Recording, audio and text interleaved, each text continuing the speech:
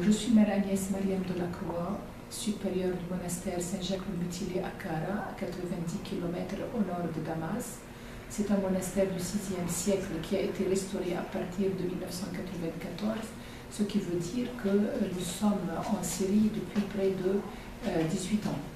Notre communauté est une communauté internationale où nous avons 10 nationalités qui existent d'une manière œcuménique et pacifique avec l'amour du Christ à l'intérieur de ce monastère.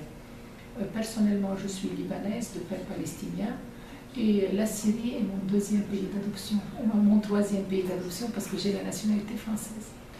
Alors, que dire de la situation en Syrie? Il est toujours très difficile de parler, surtout au monde francophone, qui est extrêmement, excusez-moi, aligné à partir de l'information des moyens de communication mainstream. Chaque fois que nous voulons donner notre avis, qui est tout à fait l'avis de la majorité de l'Église locale, on nous répond avec des objections et des prétextes qui appellent vraiment un jugement d'intention. Ce que je voudrais dire ici et assurer à l'opinion publique et surtout à nos spectateurs, c'est que nous n'avons aucun intérêt politique en disant ce que nous disons. Mon témoignage est un témoignage éthique. Voici que la communauté internationale se pose hypocritement comme voulant protéger la population civile et elle trouve là son prétexte pour armer une opposition qui apparaît de plus en plus comme sectaire et extrémiste. Et bien sûr, je ne prétends nullement dénigrer la valeur des droits que le peuple syrien réclame, qui sont le droit à la liberté totale et à la démocratie, mais ce que je me permets de critiquer, ce sont les méthodes employées depuis 18 mois pour parvenir à cette fin qui n'est plus vraiment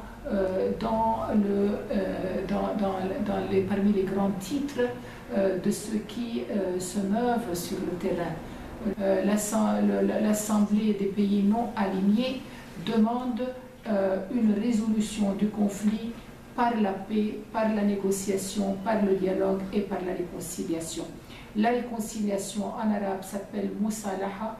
L'initiative Musalaha a été adoptée par nos chefs religieux et aussi par une partie de l'opposition qui, se trouvant à Rome, a réclamé de ne plus avoir recours aux armes, mais bien à prendre la méthodologie de la négociation. Musalaha n'est pas une solution politique, c'est une solution civile. Laissons le peuple syrien libre, seul, pour choisir sa propre voie à l'avenir.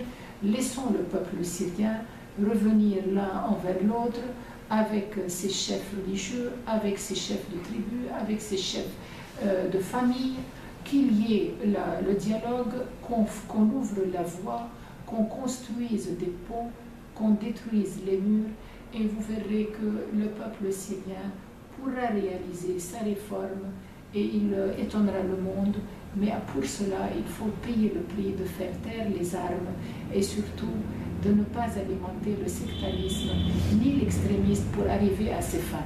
Je vous prie de me prendre tel que je suis. Je n'ai aucune intention autre que de sauvegarder la population civile qui est en train de payer le prix le plus lourd en vie humaine et en innocents qui sont sacrifiés tous les jours sur l'autel d'une ingérence internationale qui devient de moins en moins crédible. Merci.